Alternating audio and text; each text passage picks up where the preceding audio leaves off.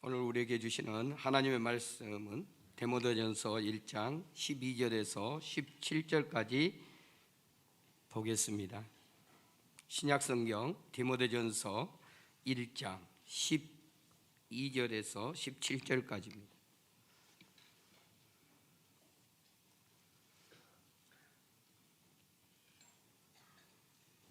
제가 봉독해 올리겠습니다. 나를 응하게 하신 그리스도 예수 우리 주께 내가 감사함은 나를 충성되이 여겨 내게 직분을 맡기심이니 내가 전에는 비방자요 박해자요 폭행자였으나 도리어 긍휼을 입은 것은 내가 믿지 아니할 때에 알지 못하고 행하였음이니라. 우리 주의 은혜가 그리스도 예수 안에 있는 믿음과 사랑과 함께 넘치도록 풍성하였도다. 믿보다 모든 사람이 받을 만한 이 말이요 그리스도 예수께서 죄인을 구원하시려고 세상에 임하셨다 하였도다. 죄인 중에 내가 개순이라. 그러나 내가 긍휼을 입은 까닭은 예수 그리스도께서 내게 먼저 일체 오래 참으심을 보이사 후에 주를 믿어 영생 얻은 자들에게 본이 되게 하려 하심이라. 영원하신 왕 곧 썩지 아니하고 보이지 아니하고 홀로 하나이신 하나님께 존귀와 영광이 영원 무궁하도록 있을지어다. 아멘. 오늘 말씀을 주실 김창곤 목사님은 안양 석숫교회 담임 목사님이시고 안양시 기독교연합회 회장님이시고 GMS 이사장님, 교갱협 교회 갱신협의회 대표회장으로 섬기고 계십니다. 오늘 청지기의 사명이라는 제목으로 말씀 전하실 때 큰 은혜 받으시기를 바랍니다. 나오실 때 뜨거운 박수.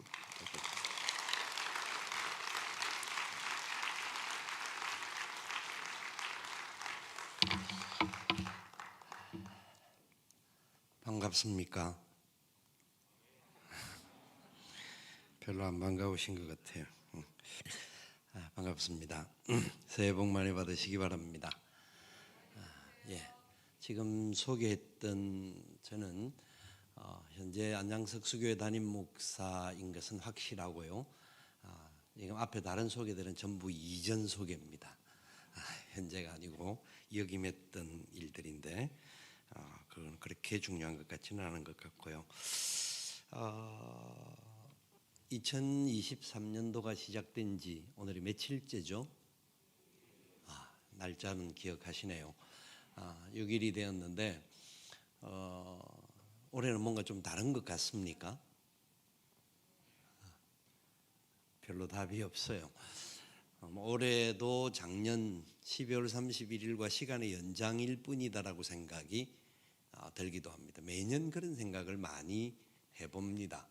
인생을 살아오는 시간들 속에 해가 바뀌면 분명히 뭔가 새로운 해가 되었다 하는 생각을 갖기는 하지만 마음의 결심은 하지만 작심삼일이라고 3일 지나면 그냥 똑같은 또 같은 시간을 살아간다 하는 것이 우리들의 모습이라고 생각이 듭니다.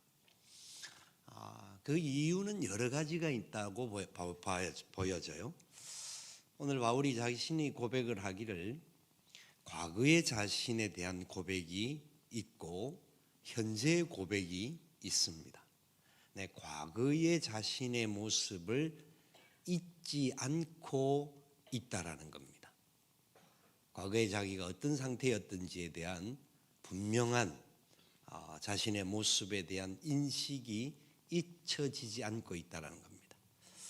사람들은 망각의 동물이기 때문에 잘 잊어버립니다. 그렇지 않으면 용량이 제한이 되어 있어서 폭발할지를 모릅니다. 있는 것도 은혜이기는 합니다만은 그러나 꼭 잊지 말아야 할 것이 있는데 그것은 과거의 내 자신이 어떤 존재였던가 하는 우리 자신에 대한 정확한 인지가 있어야 한다는 겁니다. 재직들로 봉사를 한다라고 하는 것은 교회에 상당히 중직의 역할을 감당하는, 처음에 예수를 믿는 정도가 아니라 상당히 여러 가지 상황들이 사람들 앞에서 자기가 충성할 수 있는 모습을 가지고 있는 그런 사람들이 재직들이라고 합니다. 뭐 사람 따라 차이는 있을 수 있습니다만은 일반적인 용어죠. 그런데 그것보다 더 먼저 생각해야 할 게 사도 바울이 오늘 자기가 고민하는 그리고 선포하는 메시지 속에 특별히 1장 12절에 말씀하는 것이 나를 능하게 하신 그리스도 예수 우리 주께 내가 감사함은 나를 충성되이 여겨 내게 직분을 맡기심이라 하는 이야기입니다. 감사가 있는 것은 당연한 건데요. 자신이 어떤 상태냐면 세상적으로 말하면 우리가 일반적으로 사람에 대한 평가를 할 때 바울만큼 열심히 있고 충성된 일꾼이 사실 많지 않습니다. 아니 거의 없다고 해도 과언이 아닙니다. 그런데 바울은 스스로 항상 생각하기를 13절 이후에서 자기가 어떤 존재였던가를 정확하게 알고 있기 때문에 12절에도 고백을 하기를 내가 충성되이 여김 받았다라는 겁니다. 충성된다라는 나는 충성하는 사람이야라고 고백하는 게 아니라 충성되이 여김을 받았다. 예쁘다라는 표현과 예쁘게 여김 받는 것은 다릅니다. 그죠? 멋있다라고 말하는 것과 멋지게 여겨진다라고 하는 것은 여김을 받는다라는 것은 바깥에서 주관을 가지고 있는 분이 볼 때의 느낌입니다. 예쁘다라고 하는 표현이나 이런 것들은 객관적인 누가 봐도 저 사람 예뻐, 저 사람 잘생겼어 이런 모습과 같이 그렇게 말할 수 있지만 근데 굉장히 예쁘고 굉장히 잘생긴 사람도 마음속에 여러 가지 우울함과 그런 것들을 가지면 자기가 예쁜지 잘생긴지 모릅니다. 그런데 그 사람이 고슴도치같이 생겼고 어떻게 생겨도 새새끼가 예쁘다고 여기는 것과 같이 그게 바로 여김받는 거예요. 바울은 그래서 자기가 충성된 사람이다라고 고백하지 않고 충성되이 여김을 받아서 직분을 받은 것이다. 그것은 다른 말로 하면 하나님의 은혜라는 겁니다. 여러분들도 하나님의 은혜가 지금도 계속 여러분들과 함께 하고 계시는 줄 믿으시나요? 그 은혜가 아니고는 설 수 없었던 회방자였고 하나님을 향한 대적자였고 사람들을 향하여서 공격하여서 죽였던 존재가 바울이었습니다. 그런데 하나님께서 자신을 충성되이 여겨주셨다. 그래서 하나님이 신임하여 주셔서 내가 신임받은 행동을 한 게 아니라 하나님이 신임해 주셨고 하나님이 신실하게 생각해 주셨기 때문에 하나님이 신실하다고 간주해 주셨기 때문에 그 고백이 바울의 고백입니다. 여러분 우리는 내가 누군지에 대한 분명한 자기 정체성이 있어야 합니다. 과거의 나의 모습. 그래서 우리가 여전히 죄 가운데 있는 듯한 그런 느낌으로서의 자기의 모습을 이야기하는 것이 아니라 지금 현재는 분명히 바뀌어진 삶의 모습임에도 불구하고 과거에 나는 어떤 존재였던가 직분을 맡기 이전에 처음 교회를 나오기 이전에 모태에서부터 교회를 나온 분들은 처음부터 선택을 받은 느낌을 갖기는 합니다. 그러나 개인에 따라서 나중에 인격적인 만남을 갖는 게 분명히 있어야 되는 거죠. 저는 믿지 않는 가정에서 태어났기 때문에 초등학교 때부터 저희들은 국민학교죠. 국민학교 때 교회를 다니기 시작하다가 제가 한참 이후에 목사가 되고 난 다음에 부모님들이 하나님 앞으로 돌아오셨으니까 예수를 믿는다라는 게 얼마나 어려운 일인지 신앙생활을 한다라는 것이 얼마나 참 믿는 부모님들과 함께 신앙생활하는 친구들이라든지 그런 사람들을 볼 때 제일 부러울 수밖에 없는 그런 시간들을 경험한 적이 있습니다. 고등학교 때 열심히 신앙생활을 할 때인데 다시 교회를 열심히 나가서 열심히 하는데 학생의 이제 고등부 서기를 세워졌습니다. 뭐 어쨌든 하여튼 열심히 하니까 세워졌는데 저희 모교회가 부산 충무교회인데 6개월에 한 번씩 총회를 하는데 2번 서기를 했어요. 근데 이제 2학년 2학기 때쯤 돼서는 이제는 학생 회장이 될 수 있는 이제 좀 됐다라고 생각했던 때였어요. 서기를 2번 1년이나 했으니까. 왜냐하면 저희 친구들 중에서는 아무도 임원을 한 사람이 없고 있어봐야 신앙부장 정도밖에 안 했으니까. 근데 2학년 2학기 때 총회를 하는데 이름을 안 부르고 제 친구가 회장이 되더라고요. 자기 엄마가 권사님이고 자기 아빠가 안수집사님이고 어린 마음에 굉장히 큰 시험을 받았습니다. 그래서 교회를 한 3개월 안 나갔습니다. 이런 교회 내 안 다닌다라고. 여러분들 같으면 안 그렇겠어요? 열심히 그렇게 했는데 안 알아주는데 그런 교회를 왜 다니냐고.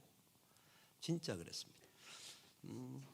근데 그게 어릴 때의 마음이기도 하지만 목사가 되고 신앙생활을 하는 시간을 지나가면서 많은 사람들을 만나는 과정에서 보니까 나이가 많든 적든 그런 고민들과 갈등과 시험에 빠지는 사람이 너무나 많다라는 겁니다. 어린 학생들만 그런 게 아니고 집사님들도 권사님들도 심지어는 장로님들조차도 다른 사람이 나보다 잘 되는 상황이 오게 될 때에 내가 너무 못했어 그렇다고 한다면 그래도 인정을 하겠는데 그게 뭐가 빠져 있는지를 몰랐던 거예요. 저는 어리석기 때문에. 나는 본질상 진노의 자식이었고 죄인이었고 허물과 죄로 죽었던 내 모습을 잊어버리고 그 모든 은혜가 있었기 때문에 이만큼 올 수 있었던 시간들을 잊어버리고 지금 내가 얼마만큼 하고 있는 데 대한 초점만 사로잡혀 있다가 보니까 바울은 철저하게 과거에 자기가 하나님을 대적했던 사람, 그렇기 때문에 자기가 어떤 충성, 어떤 헌신, 어떤 역할을 하더라도 죄인 중에 괴수라고 생각하는 마음을 잊지 않았습니다. 또 내가 죄 가운데 빠졌습니다가 아니라 바울은 그래서 죄 가운데 안 빠지려고 그렇기 때문에 더 충성하려고 할 수밖에 없었던 겁니다. 여러분 분명히 기억하십시다. 2022년도까지 어떻게 살아왔던지 간에 상관없이 2023년도는 왜 새해가 왔는데도 또 1년이 또 그래 작년과 달라질 게 뭐 있겠나, 올해는 작년보다 세상이 더 힘들다고 하는데 여러 가지 인포메이션 정보들을 우리가 수없이 받아들이니까 우리 머릿속에는 새로워진다라는 생각보다는 여전히 똑같을 것이다, 아니 더 어려울 것이다, 세상이 더 어렵다고 하는 이야기를 할 수밖에 없습니다. 그런데 그것은 성경이 하는 이야기입니다. 성경은 주님이 오시는 날까지 세상은 어려움의 깊은 수렁이 반복되어진다라고 이야기를 하고 있고 그 속에서 어떻게 하나님 앞에서 하나님의 사람들이 살아남고 세워지는가의 싸움이 있다라고 이야기합니다. 여러분들 어떻습니까? 그렇기 때문에 바울은 철저하게 나는 어떤 존재인가 하는 것에 대한 그 인식을 놓치지 않았습니다.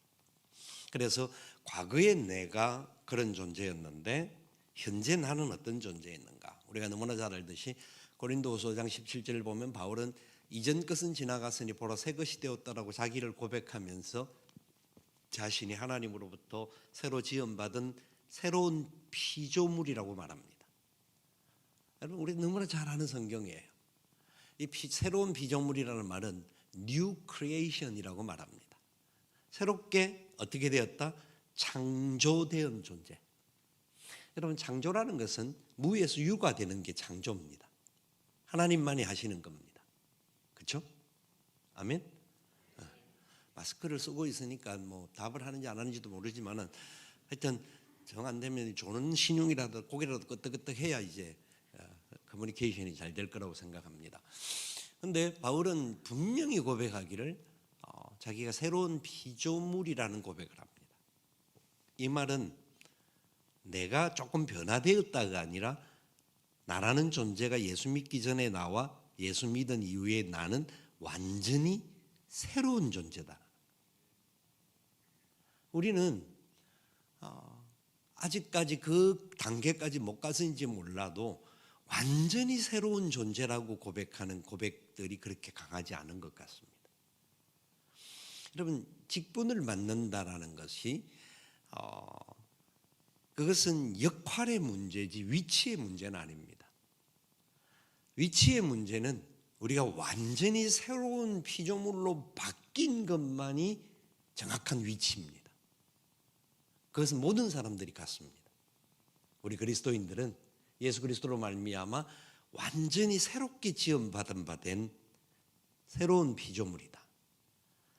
이 말은 새롭게 창조되었다. 하나님에 의하여서, 그러니까 예수 그리스도의 십자가의 보혈로 의하여서 우리는 새롭게 창조된 존재이다. 그래서 하나님께서는 우리를 하나님이 자기 기업의 백성으로 삼아 주셨고, 하나님께서 우리를 지금 잊지 않고 그 하나님의 손바닥에 기록하고 계신다라고 이사야 49장에서 말씀합니다.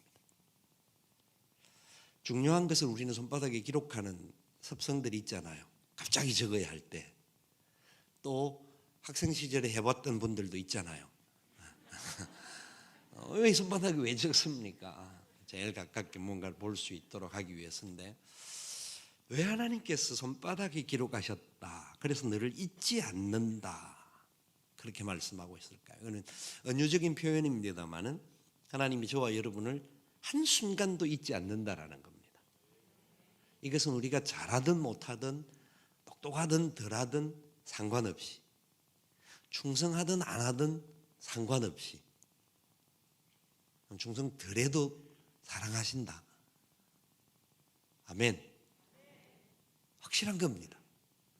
그러니까 충성 대강해도 사랑하신다. 아멘. 맞는 말 맞아요. 근데 우리는 그렇게 살 수, 하여튼 그렇죠. 사실 그렇게 살 수 없죠. 없으면 없는데 우리가 약하다 보니까 또 그렇게 살게 될 때가 많습니다.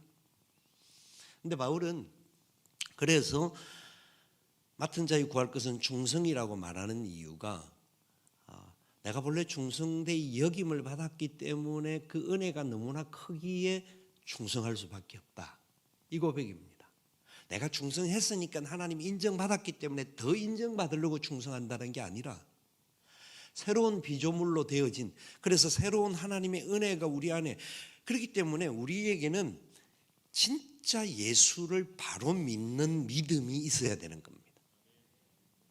처음 내가 예수님을 받았을 때 그 은혜를 잊지 말아야 하는 겁니다. 그것에 멈추는 것이 아니고 그것에서부터 시작되어져서 계속 예수 그리스도의 장성한 분량에까지 자라가는 존재가 하나님의 백성들인 거예요. 어떤 때 한 번씩 또 넘어질 때가 있죠. 자빠질 때가 있고 완전히 다 쏟아낼 때도 있기는 합니다만은, 그래도 다시 주님은 회복시켜 주신다라는 그 은혜와 믿음을 잊지 않고 매일매일 십자가를 지고 주님 앞에 나아가는 이 역사가 우리에게 있지 않으면, 2023년도가 왜 기대가 없느냐 하는 것은, 세상이 아무리 어려워도 여러분, 하나님은 창조하실 때의 그 하나님이시고 지금도 세상을 향하여서 여전히 동일한 사랑으로 역사하시는 그 하나님이 확실하게 살아 계신단 말입니다.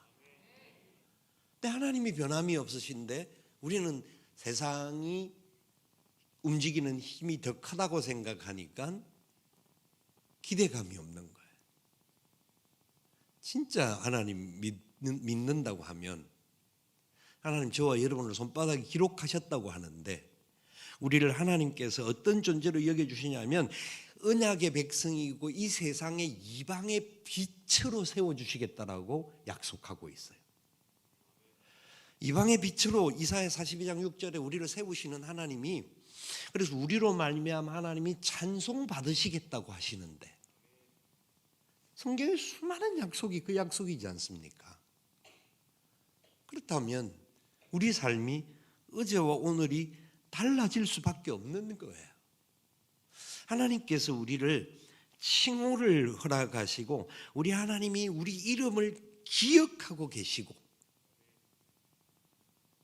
우리 찬송 많이 하잖아요. 내 이름 아시죠? 내 모든 생각도 하나님 아신다고요. 그죠? 근데 우리는 어떤 모습인지, 과거에 내가 어떤 존재였든지, 여러분 모태에서부터 교회를 나오신 분들은 더 그 은혜가 크다고 생각하고 더 감사가 많아야 합니다. 모태신앙들의 잘하는 말 중에 하나가 모태 하는 이야기죠.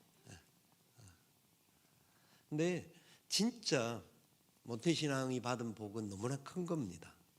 큰 건데 그 큰 은혜를 알려고 하면 인격적으로 그 하나님에 대해서 완전한 관계 속에서 새로워져야 합니다.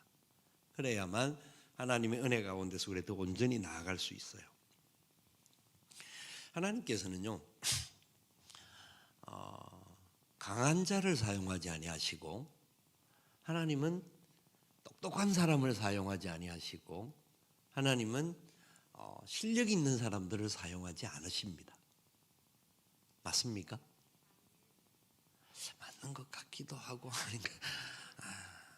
아닌 것 같은 사람은 자기가 좀 실력이 있다고 생각하는 사람이에요. 성경을 살펴보면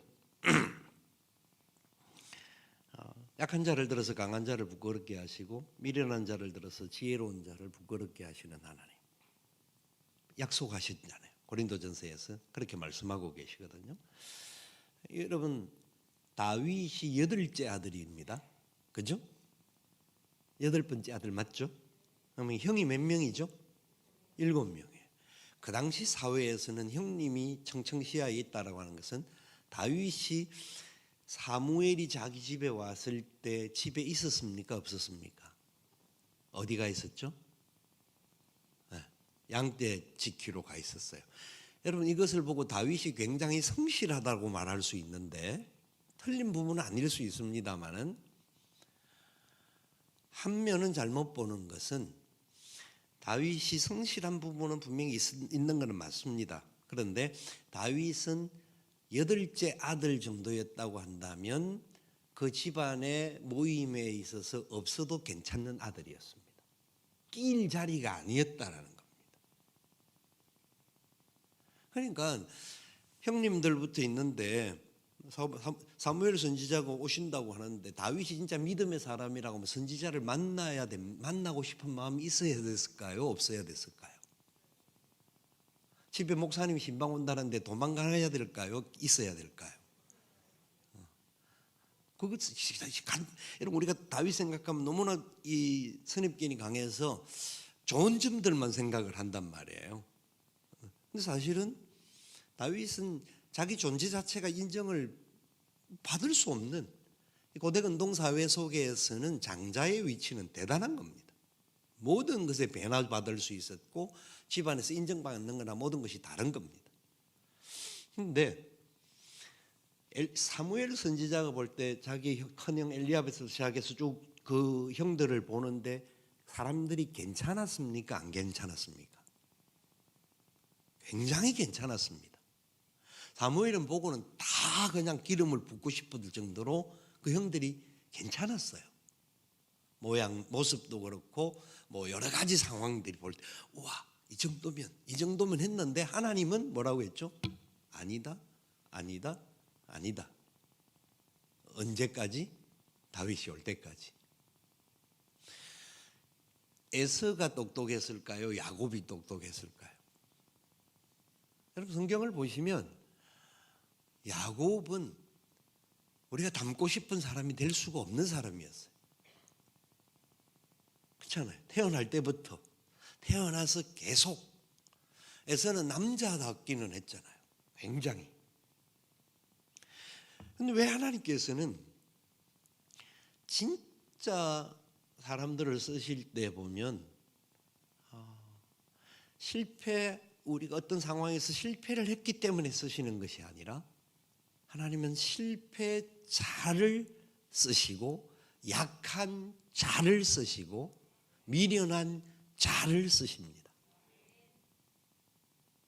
안 그런 경우가 간혹 있습니다. 케이스를 따지면 바울이 그런 사람이잖아요. 굉장히 가문도 좋고 학식도 많고, 그런데 바울은 뭐가 또 없었습니까? 처음에 믿음이 온전히 없었기 때문에 회방자고 박해자고 하나님을 공격하는 죄인 중에 괴수라는 것들이, 이게 분명히 세상적으로 볼 때는 굉장히 좋은 조건을 가진 사람 같은데 다른 면으로는 하나님 앞에 바닥을 친 사람이었어요. 여러분들이 교회 재직이 된다, 제가 목사가 되었다, 이 모든 것은 하나님의 놀라운 계획이고 은혜입니다. 예수님께서 12제자를 세우실 때 성경을 보니까요, 마가복음 3장에 뭐라고 말씀하느냐면, 주께서 보시고 당신이 원하는, 자기가 원하는 자들을 택하셨다. 누가 원하는 자요? 주님이 원하는 자를 제자로 세웠어요. 예수님이 12제자의 직업이 어떻게 되는 줄 아십니까?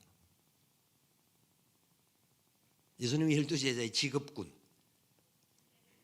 세리한 사람, 어부 몇 명?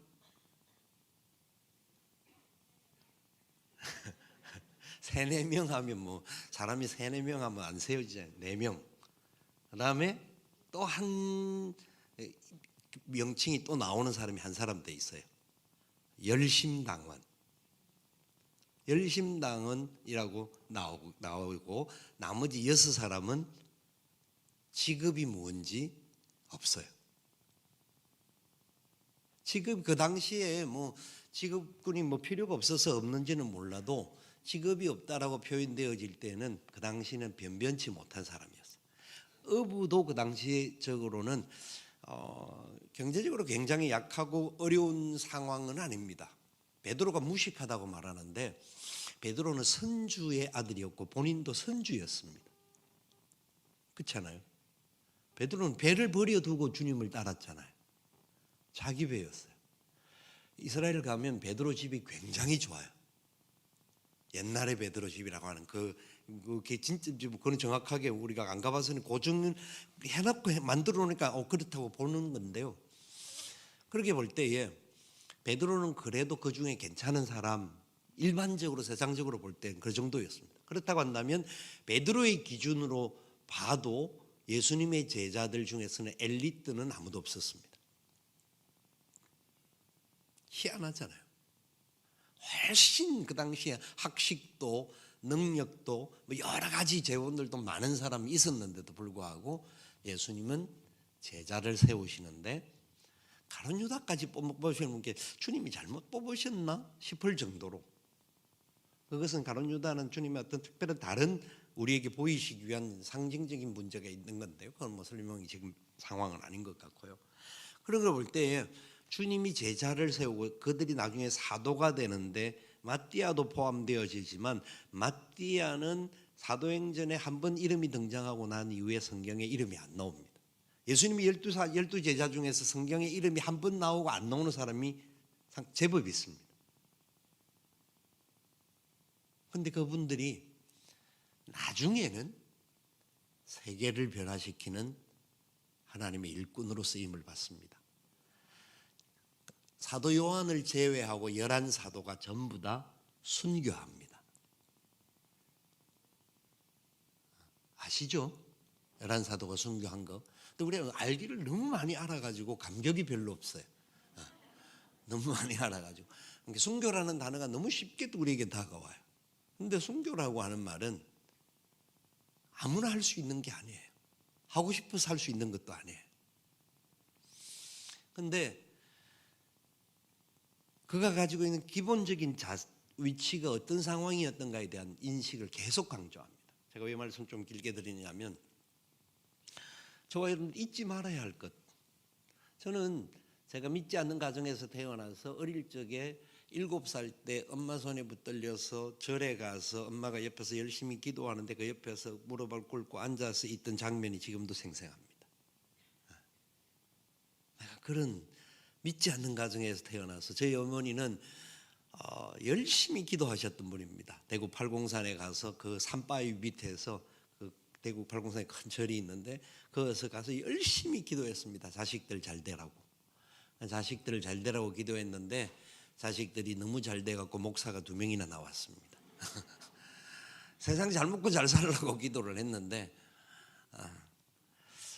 하나님께 기도한 거 아니에요. 저희 어머니는. 근데 세상에서 불공을 드리고 열심히 했어요.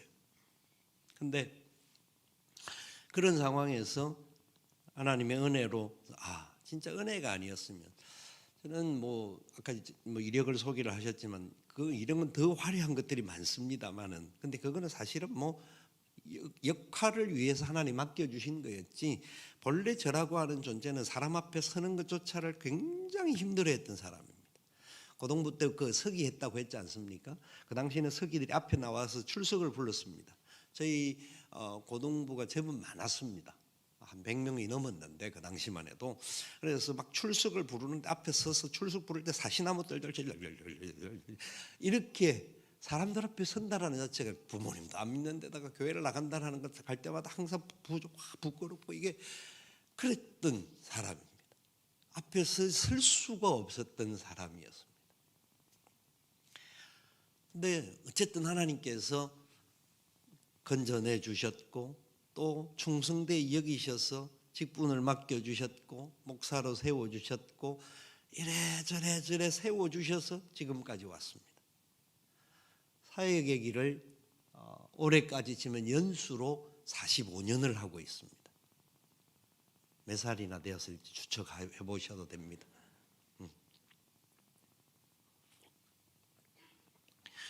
여러분 지금 우리가 사는 세상은 정확하게 몇 시일까요? 지금은 몇 시 몇 분인가요? 9시 35분 40초 맞네요. 34분 42초 그러네요. 지금 우리가 사는 세상은 시간이 얼마쯤 됐다고 생각하십니까? 많은 역사학자들이나 성경학자들이 이야기하는데 종말이 오기 한 10분 전쯤 24시로 따지면 8분 10분 왔다 갔다 하고 5분까지 간다라고 하는 남은 시간이 얼마 안 남았다는 이야기를 합니다. 어쩌면 우리가 이 중에서는 살아서 주님의 재림을 볼 사람이 있을지도 모릅니다. 기대 안 하시죠? 주님 오시는 날을. 이렇게 반응이 없는 걸 처음 봤어. 와, 대단합니다.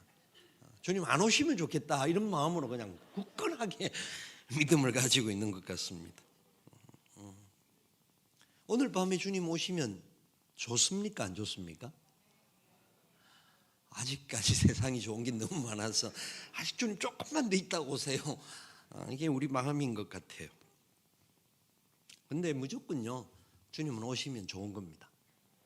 오늘이라도 오시면 그보다 더 좋은 게 없습니다.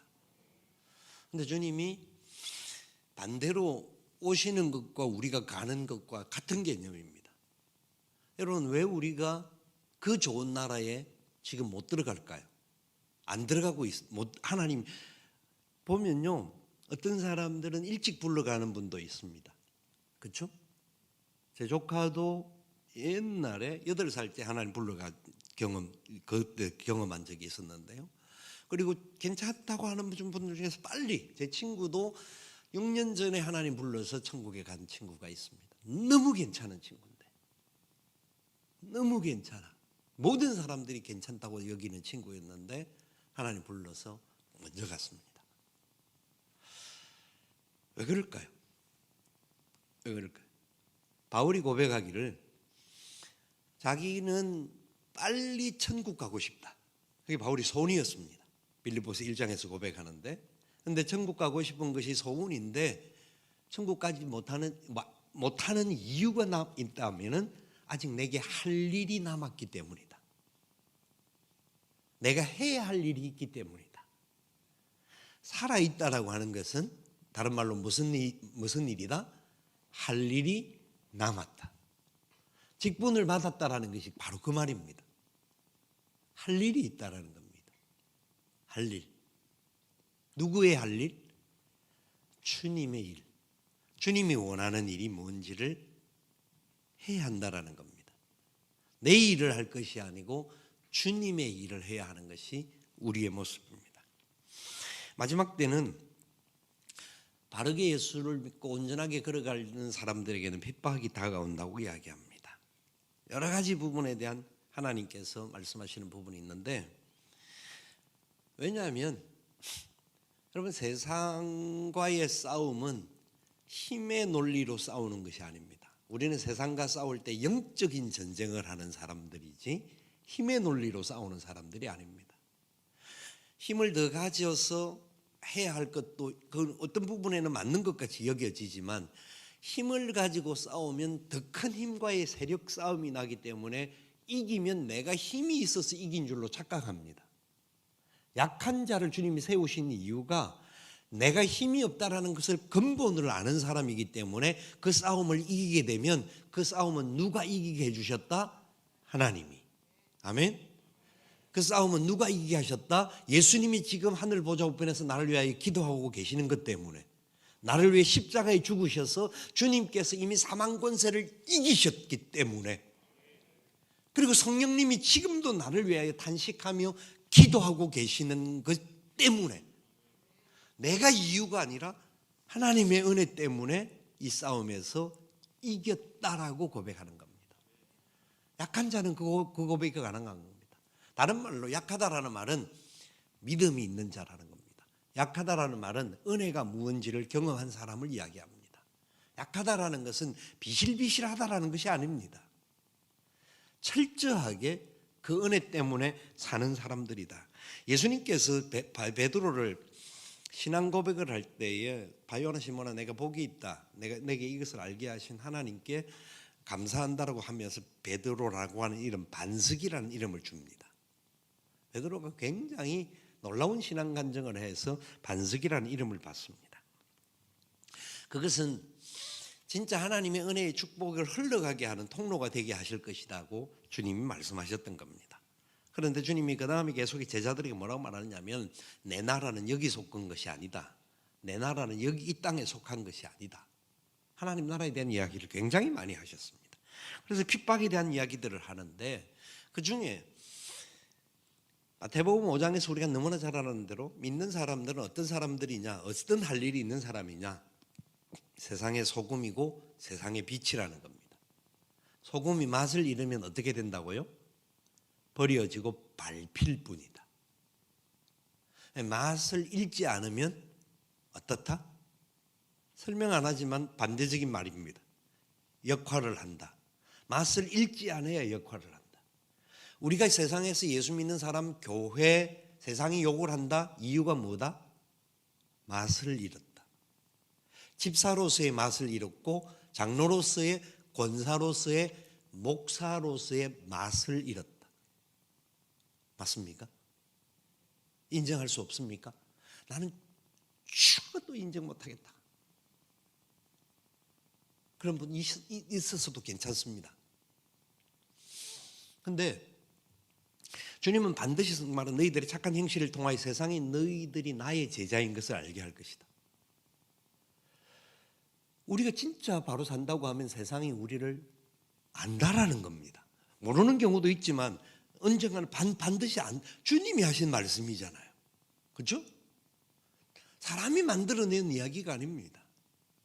주님의 말씀의 원리에 따라서 우리가 이 세상에서 걸어가는 모습을, 그러니까 와우리 교회 재직이라는 말은 여러분들이 세상에 나아가면 여러분들이 세상의 어느 자리에 있든지, 여러분의 가정이든 여러분의 직장이든 동네든 누구를 만나든 그 자리에 와우리 교회가 와 있는 겁니다.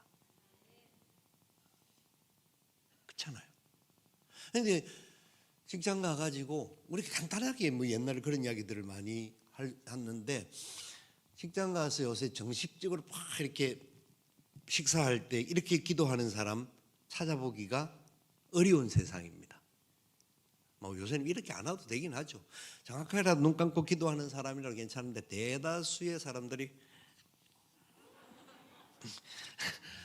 그래도 기도 안 하고 먹으니까 찝찝하니까 참 그래도 믿음이 있는 사람입니다. 왜냐하면 세상이 하도 욕을 하니까 예수 믿는 사람이라고 하는 것을 나타내는 게 스스로 부끄럽게 여기는 겁니다. 근데 여러분, 욕 먹으면 오래 삽니다. 그죠? 내가 잘못을 내가 욕을 먹으면 안 되지만 진짜 욕을 먹는 것은 내가 예수 믿는 사람이긴 세상이 우리를 향한 기대감이 많다라는 겁니다. 기대감이 없는 사람에 대해서는 그 사람이 무슨 짓을 하든지 신경을 안 씁니다. 저 인간은 처음부터 버린 아이고 저거 IBM이야 이렇게 말하는 사람들에 대한 기대감을 안 갖고 그 사람이 무슨 짓을 해도 상관없습니다. 그런데 예수 믿는 사람이라고 하는 저와 여러분을 향하여서는 하나님도 그렇지만 세상도 믿지 않는 사람들도 우리를 볼 때 기대감이 있습니다. 기대감이 크면 뭐가 크다? 실망이 크다. 그렇기 때문에 예수 믿는 사람이 욕을 많이 먹는 겁니다. 와우리 교회 재직들, 와우리 교회 성도들은 저는 안 그런 줄 압니다. 왜냐하면 제가 아는 방방규 목사님은 진짜 괜찮은 목사님 중에 괜찮은 목사님이기 때문입니다. 별로 인정을 그래도 이만큼 하는 거 잘한 거예요. 여러분 착한 사람들이라서. 왜냐하면 방방규 목사님과 저는 친구고 학교 친구는 아니지만 어느 날 만나 보니까 나이도 같고 성격도 비슷하고 뭐 이래저래 하다 보니까 아주 그래서 저를 부른 건 아닙니다. 제가 와우리 교회 2017년도가 16년도인가 선교사 파송할 때 GMS 이사장 할 때 한번 와서 설교를 한 적이 있기는 합니다. 그때는 방망규 목사님 처음 봤던 때였고요. 했던데 여러분 진짜 사람 좋다라는 정도가 아니라 하나님 앞에서 믿음 좋은 사람과 사는 것은 행복입니다. 축복이요. 그 은혜고요. 하나님의 복입니다. 그런데 우리 이 세상에서 살 때 힘들고 어려운 상황들이 많지만 주님은 우리에게 반드시 한 가지 약속을 하십니다. 잊지 말아야 할 약속. 두려워 말라. 내가 너와 함께 하느니라. 놀라지 말라. 나는 너의 하나님이 됨이니라. 내가 너를 구속하였고 내가 너를 지명하여 불렀나니 너는 내 것이라. 얼마나 놀라운 약속입니까? 그리고 하나님께서는 계속해서 내가 너를 도울 것이다. 내가 너와 함께 할 것이다. 네가 가는 곳에 내가 있다. 그 약속을 받은 자들입니다. 그렇기 때문에 우리는 이 세상에서 무엇을 위해서 할 일이 있냐면 선한 일을 해야 할 사람들입니다. 사도 바울이 죄와 허물로 죽은 우리들을 살리셨다고 하면서 그 모든 것이 하나님의 은혜라고 에베소서 2장에서 고백하면서 내가 행위로 구원받은 것이 아니니까 자랑할 것이 없다라는 고백을 하고 2장 10절에 뭐라고 고백을 하느냐 하면 진짜 내가 그리스도 예수 안에서 그의 만드신 반대 선한 일을 위하여 지음을 받은 자다. 선한 일을 위하여 지음을 받은 자다.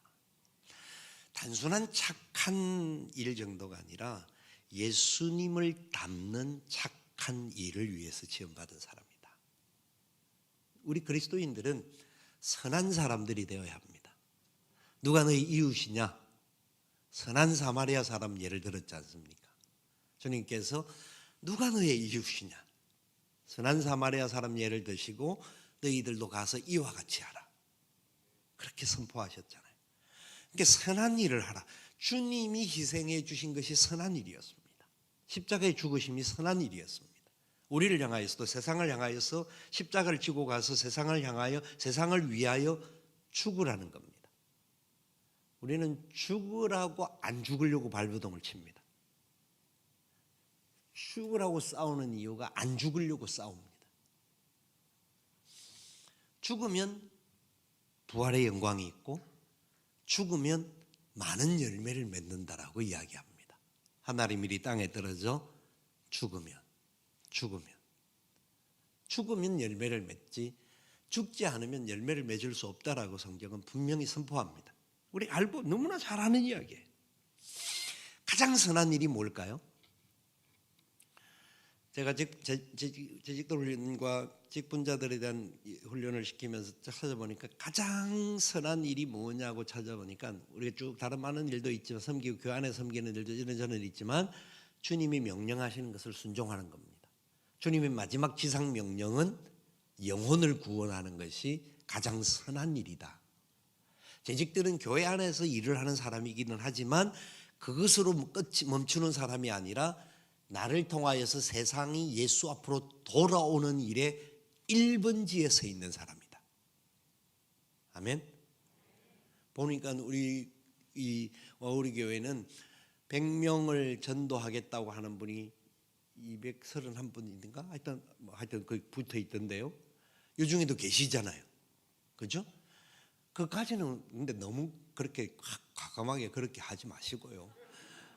1년에 한 명이라도 전도하겠다 하시는 분들은 하시는데 못하는 분들은 나는 이렇게 하지 마시고 그렇게 작정을 할 각오가 없어요. 그래서 주님 1년에 한 사람이라도 그래도 돌아오고 안 돌아온 것은 주님이 하실 일이지만 제가 한번 한 명 꼭 찍어갖고 제가 한번 착사를 1년 동안 내겠습니다. 그런 마음은 있어야 되죠. 주님이 원하는 뜻이기 때문에 그 일을 해야 하는 겁니다. 왜냐하면 주님께서는 우리에게 천국 열쇠를 맡기셔서 풀자가 되고 매일자가 되게 하신다라는 겁니다. 축복의 통로로 쓰시겠다라는 거예요. 여러분, 저와 여러분이 그런 존재들입니다. 그렇기 때문에 진짜 주님 안에서 우리가 해야 할 수많은 일들이 있는데 나는 어떤 일꾼인지를 한번 스스로 한번 체크를 해보십시오. 일꾼에 대한 분류를 할 때 제가 서울 충현교회에서 7년을 본목사를 하다가 담임으로 왔었는데 저는 그 2대 목사님 이종윤 목사님 때 들어가서 이종윤 목사님 모시고 3대 목사님 신성종 목사님을 모시고 다시 1대 목사님이 복귀하셔서 임시당회장 하실 때 2년을 모시다가 담임으로 왔습니다. 1, 2, 3대 목사님을 다 모셔본 사람이 특별한 케이스인데요. 그 상황에서 볼 때 그때 이제 김창인 목사님이 일꾼에 대한 분류를 하시는 중에 저는 아주 너무나 그 생각들이 잊지 않고 있습니다. 하나님의 일꾼 중에서는 어떤 사람들이 있느냐 하면 말꾼, 그냥 훈수꾼이라고도 할 수 있고 또 그 안에서 그냥 자기의 위치와 상관없이 옆에 앉아있는 구경꾼과 같은 그런 사람이 첫 번째 일꾼 속에는 있다 하는 이야기입니다. 여러분, 앵무새가 말은 굉장히 잘합니다. 그죠? 앵무새는 말을 잘합니다. 다른 새는 말은 짹짹짹짹 끽끽 이런 것밖에 못하지만 앵무새는 시키는 대로 합니다. 그런데 앵무새는 특징이 뭘까요? 날지 못합니다. 간에 갇혀서 말만 하지 날지를 못합니다. 새는 날아야 하는 거예요. 근데 앵무새는 날지를 못하는 겁니다. 교회 안에도 보면 말꾼과 구경꾼들이 있는데 제일 재밌는 게 싸움 구경하고 불 구경하는 게 제일 재밌다고 그래요. 싸움 구경하고 불 구경하는 것들요.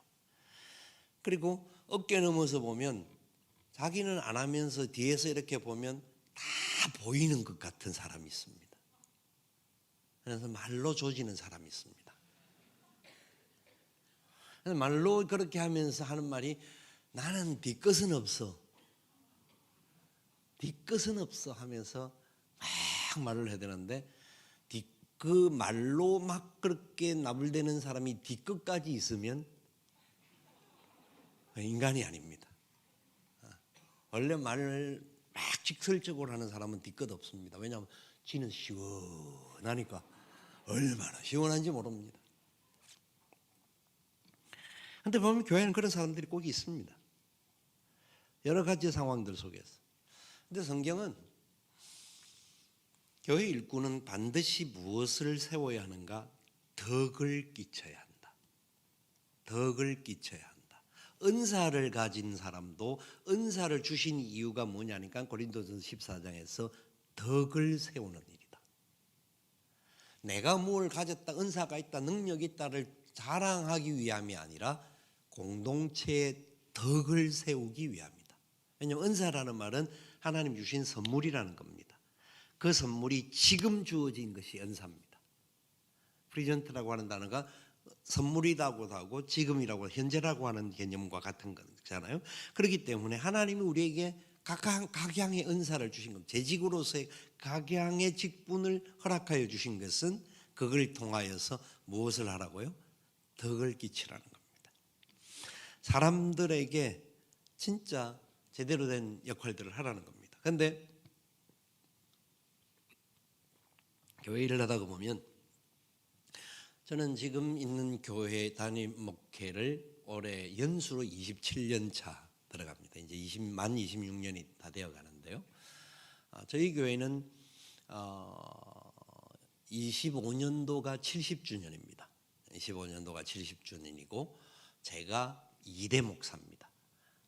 그러니까 우리 교회는 대한민국에서 가장 저는 멋진 교회라고 생각합니다. 여러분이 그렇게 인정하든 안 하든 상관없이 우리 교회 같은 교회가 대한민국에 거의 없습니다. 70년 가까이 되었는데 담임 목사가 2명밖에 없다라고 하는 것은 우리 교회가 유일한 교회일 겁니다.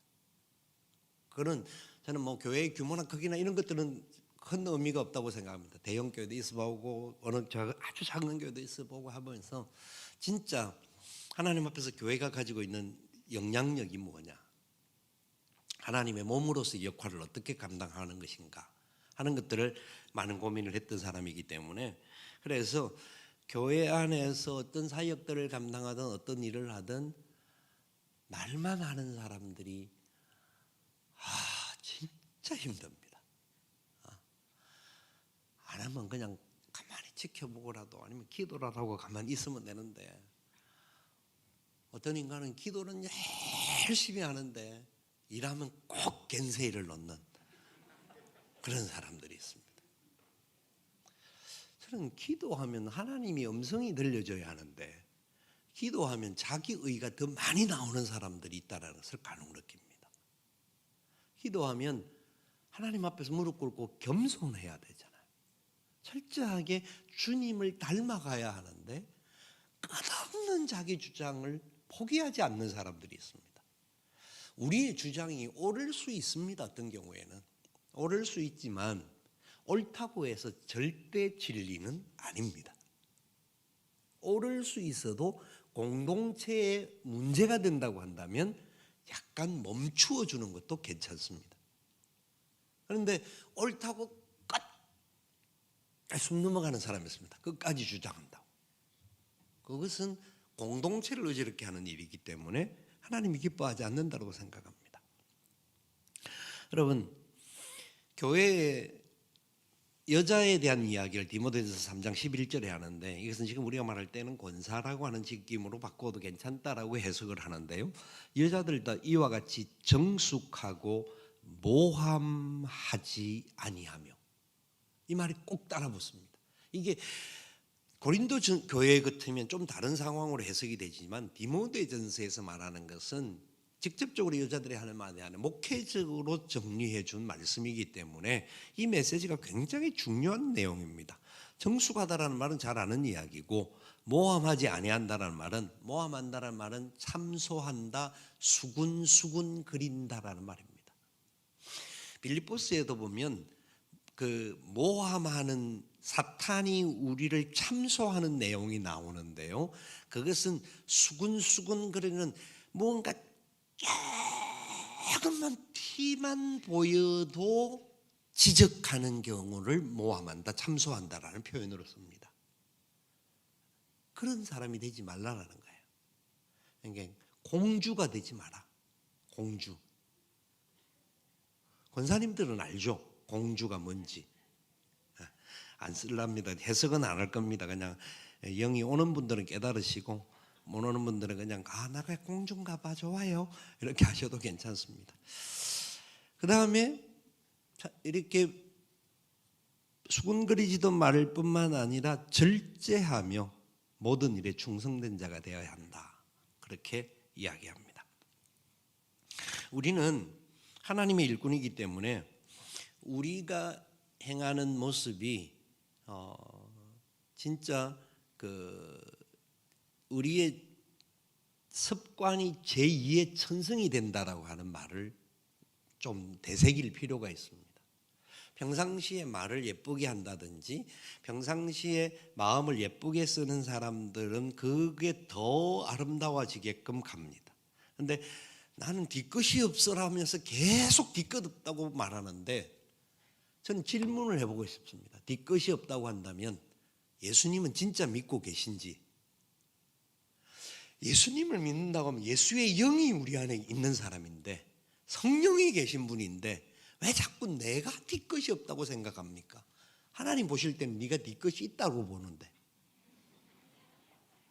네가 그렇게 말하는 이유는 네가 내가 해준 은혜를 아직도 제대로 이해하지 못하니까, 내가 너에게 베풀어준 그 놀라운 사랑을 네가 아직 깨닫지 못하니까 네가 옛 습성을 가지고 자꾸 딴청을 부리는 것 같다. 그렇게 하나님 말씀하고 있는 건 아닌가 싶어요. 그렇기 때문에 성경은 안에서 나오는 것이 나쁜 것이다, 더러운 것이다라는 이야기를 합니다. 주님이 하신 말씀이 이게 말에 대한 겁니다. 말이 덕을 끼치고 위로를 주고 소망을 주고 격려하고 위로하고 축복하고, 이제 아멘이 나왔다. 그렇게 하라는 겁니다. 말이 속에서 나올 때에 내가 생각하는 뒤끝 없다고 생각하는 듯이 자꾸 해내면 그것이 더 악한 것이다. 들어가면서 먹는 것보다 나오는 것이 훨씬 더 악한 것이다. 그러니까 너희들이 그것을 삼가해라. 그래서 무릇 지킬 만한 것보다 가장 먼저 내 마음을 지켜라. 더욱 내 마음을 지키라. 왜? 생명의 근원이 이에서 나기 때문이다. 뿐만 아니라 말꾼과 구경꾼이 되는, 그래서 이렇게 구경만 하는 사람이 아니라 두 번째 그 중요한 일꾼 중에 하나는 싸움꾼과 방해꾼들이 있습니다.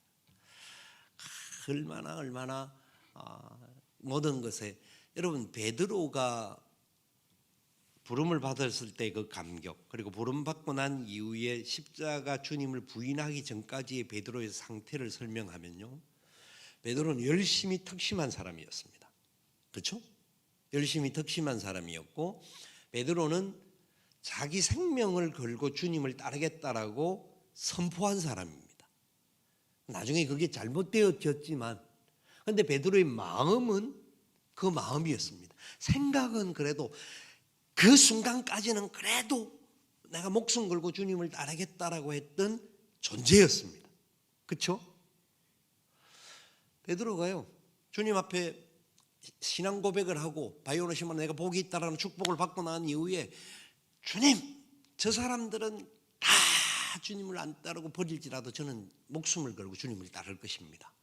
베드로 때문에 다른 사람들이 갑자기 의문의 일패를 합니다. 지만 그냥 따르면 되는데 꼭 저 사람들은 안 해도 나는 하겠습니다. 막 비교하면서, 이 싸움꾼들의 특징입니다.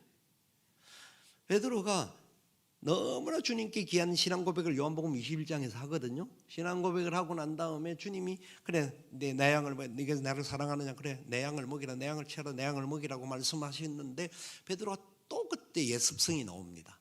저 인간은 어떻게 될까요? 남을 걸고 갑니다.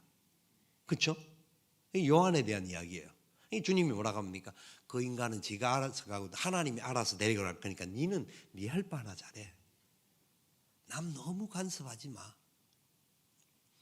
교회 안에 보면 하나님의 일꾼이라고 하는 사람들 중에서 우리가 바리새인이나 서기관 이런 사람들을 택하지 않아도 진짜 열심히 하는 사람인데도 불구하고 하는 말이, 아까도 말했잖아요, 뒤끝 없다고 하는 사람도 있지만 나는 진짜 이게 진심이야.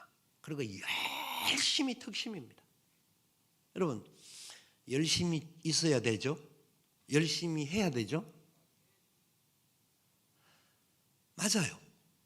이렇게 질문하면 괜히 또 아닌 것 같아가지고 여러분 궁금해 하시는데, 열심히 해야 되는. 그런데 문제는 열심히 특심하고 자기 열심만 있으면 망해요. 진심을 가지고 일을 할 수 있어요. 베드로가 진심의 고백을 했어요. 그런데 인간의 진심은 어느 순간에 무너질 수 있어요. 내가 믿을 게 못 되는 거예요. 열심히 특심했던 베드로, 열심히 특심했던 엘리야, 갈멜산상의 역사를 일으키고 난 다음에 주님 앞에서 도망가면서 그 바알의 그 개교와 약한 그것들 때문에 얼마나 도망을 가면서 하나님을 향해서 원망합니까? 내가 죽게 향해서 옛날 성경은 열심히 특심하여 싸운데 두 번이나 강조하면서 이야기를 합니다. 그런데 주님을 배반하고 자기 주의 길에서 돌아서서 딴 길로 가고 있는 중이었습니다. 열심히 중요합니다마는 주님이 원하는 뜻이 아닌 주님의 은혜 안에서 은혜를 잊어버리는 열심은 망하게 되는 열심입니다. 그래서 열심, 진심, 진심을 갖다가 다른 말로 저는 표현하고, 우리의 진심이 아니고 진심을 진리와 주님의 마음, 주심을 가져야 한다. 말씀의 원리를 정확하게 알아야 하고 정확하게 주님의 뜻이 무엇인지, 주님의 마음이 무엇인지를 알 수가 있어야 한다.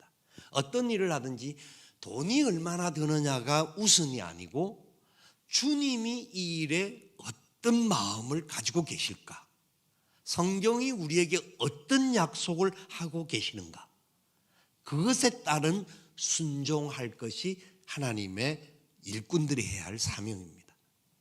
우리는 너무나 경제 논리도 빠르고 머리도 잘 돌아가다가 보니까 그런 여러 가지 부분들이 많습니다. 뭐 여러 가지가 있습니다만 넘어가고요. 몇 가지, 한두 가지만 말씀을 마치는데요. 제가 좀 빨리 마치려고 했는데 이 시간이 너무 많이 가는데요. 하여튼 그 일꾼 중에서, 교회 일꾼 중에서 주님이 말씀하셨던 안타까운 일꾼이 있는데 그 일꾼은 싹꾼이죠. 너희들이 싹꾼이 되지 말라고 말합니다. 근데 목회를 해보든지 제가 선배, 옛날에 김창현 목사님도 그렇고 많은 믿음의 선배님들의 모습들을 볼 때 했던 이야기가 생각이 나는 게, 싹꾼 정도라도 해라, 오히려 말할 때가 있습니다. 여러분, 월급을 받은 만큼 회사에서 일을 하시죠? 월급만 받아 먹고 일을 안 합니까? 월급을 받는 정도는 그래도 양심이 있으니까, 최소한 양심 위에 우리는 예수 믿는 사람이니까.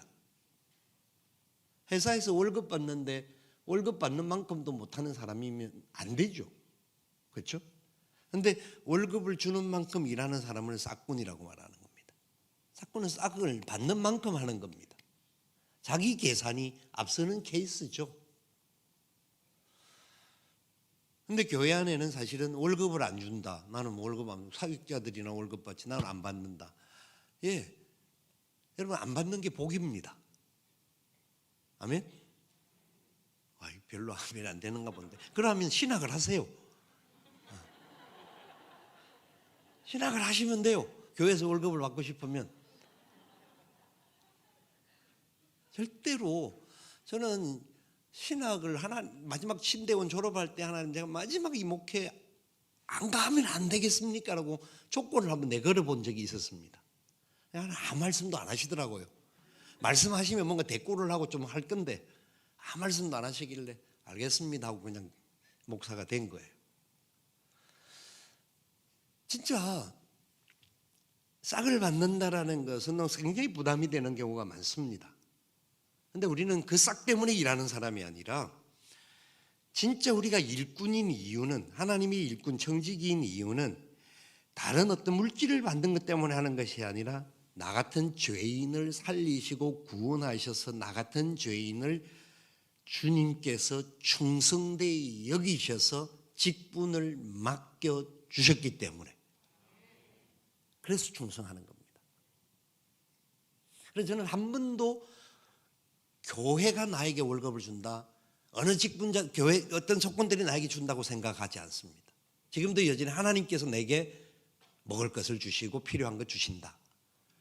이게 틀린 말인지는 모르지만 제 신념 자체는 그렇습니다.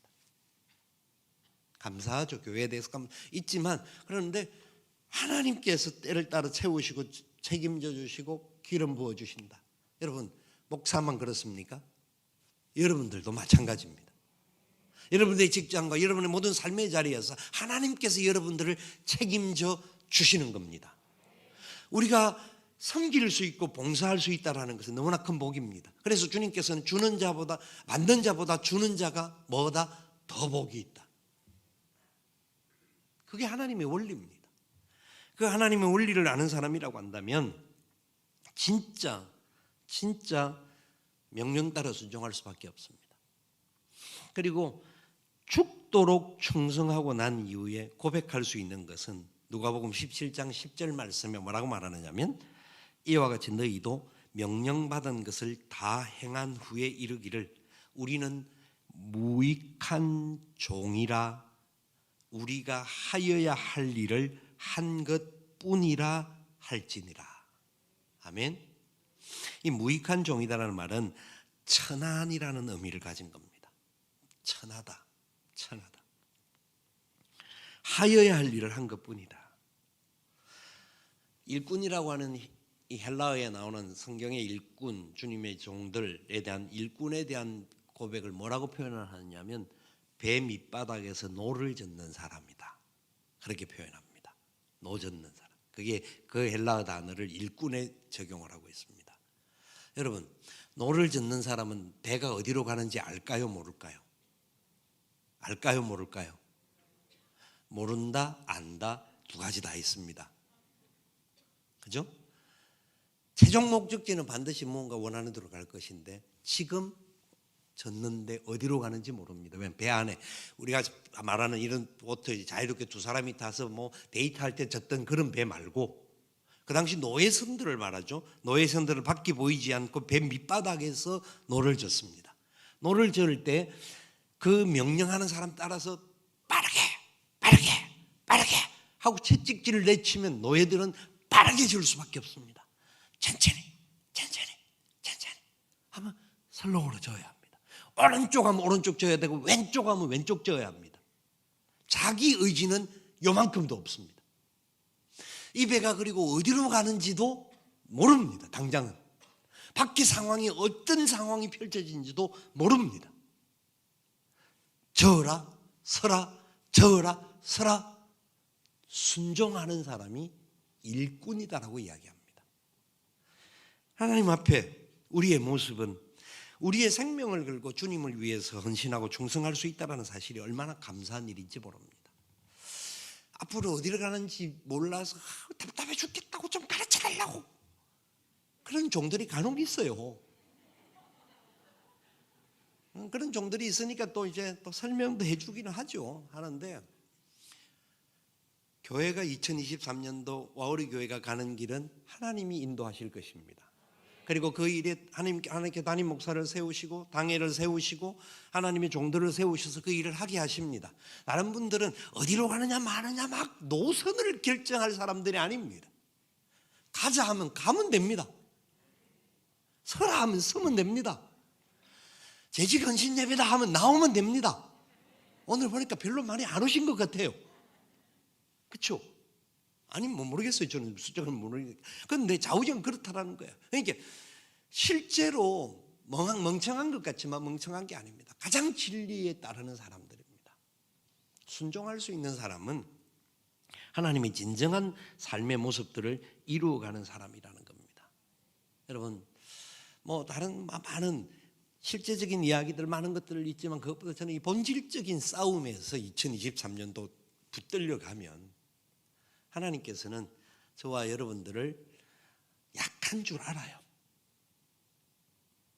여러분들이 부족한 것도 하나님은 아셔요.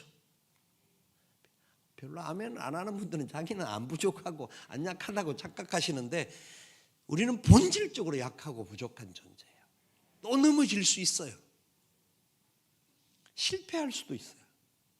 그런데 하나님은 포기하지 않으십니다.